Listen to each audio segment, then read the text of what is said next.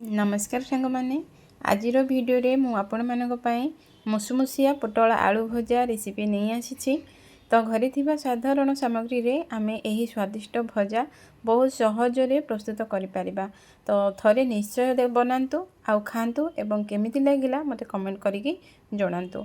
तो भिडियोटी भल लागिले लाइक करंतु, शेयर करंतु, कमेंट करंतु एवं मो चैनल रे जदि नुआ अछंती सब्सक्राइब करनियंतु आउ पाखरे थिबा बेल आइकन को दबाई दियंतु जहा द्वारा मो नुआ नुआ वीडियो करिबी सेटा आपण माने सब प्रथमे देखि परिबे। तो धन्यवाद सांग माने चलंतु प्रस्तुत करबा आज एई रेसिपी को मु देखौची। एठी जो मो भजा करछि ना मुसमुसिया गरम गरम भजा तो देखि परचंती केते डेलीशियस लागुची। तो खाइबा पई एटा बहुत ही टेस्टी लागे गरम पखाळ सहित हो किबा रुटी सहित हो किबा परोठा सहित हो या को आराम रे खाइ परिबे। तो देखा तो जिते सुंदर यार स्वाद मध्य से भली। तो चलतु प्रस्तुत करवा मुझे पोटल नहीं आउ आलू नहीं मु दीटा आलू नहीं मु आपण मानक से वीडियो देखई पारिनी किंतु मु काटिकी देखई दउची। मु भल भाव आपको धोई नहीं गोटे पोटल को 4 पीस करने आउ गोटे आलू को 6 पीस करने। तो एमती हिसाब से आपणकर क्वांटिटी को देखिकी आपण क्वांटिटी बढ़ेबे कि कमेबे। तो ये हिसाब से मुझे देखो ये मु पकई नहीं गोटे कॉर्नफ्लोर गोटे चामच आउ मु चाउल गुंड पकईची गोटे चामच बेसन पकईची आधा चामच ता देहरे आमर टिके हलदी गुंड लंका गुंड धनिया गुंड आउ आमर जीरा गुंड आपको नहीं आज आम बनवा यही रेसिपी।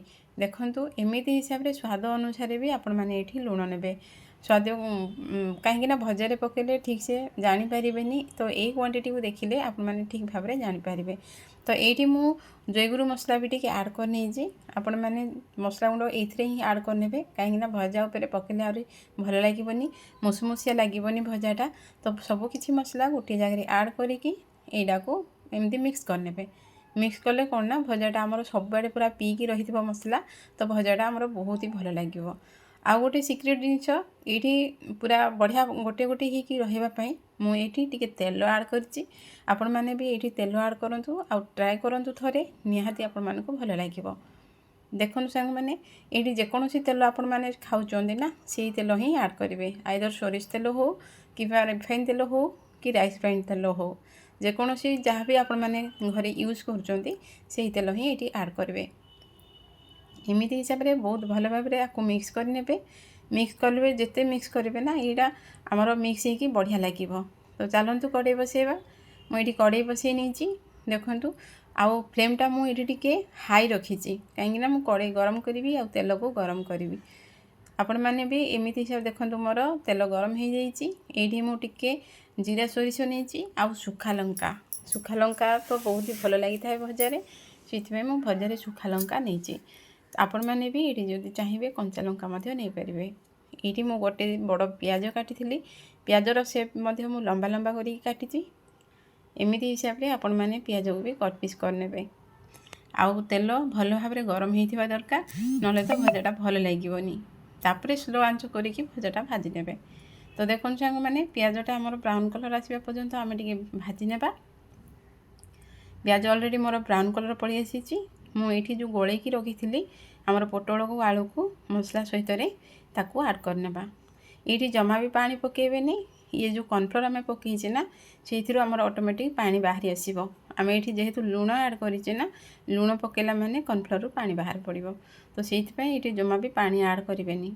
देखो सांग मैंने एमती हिसाब से आपण मैंने ये स्लो फ्लेम रे ही करेंगे कहीं जदि फ्लेमटा हाई रहा मसलाटा परिवार छाड़ीज से भल लगे सब स्लो फ्लेम रे ही करेंगे आ सीझा देवे देखिए ये घोड़ेबेनी घोड़े परिवाटा भल आसबनी आमर मुसमुसिया भजा हेनी। तो से स्लो आंच ही करेंगे आउ बिना घोड़े आपण मैंने यहाँ को बनवाई चेष्टा करेंगे आउ टिके घाटुवे ना यहाँ आमर कड़ी लगिज कहीं ये आमर पड़ी कॉर्नफ्लोर आमर बेसन आउ चाउल गुंड से लगी जापे से ध्यान देवे।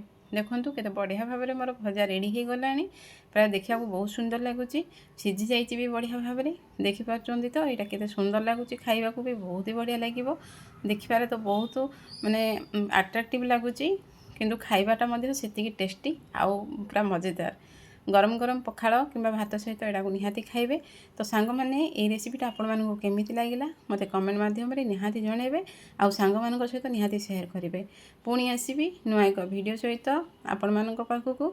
से पर्यंत बाय बाय नमस्कार।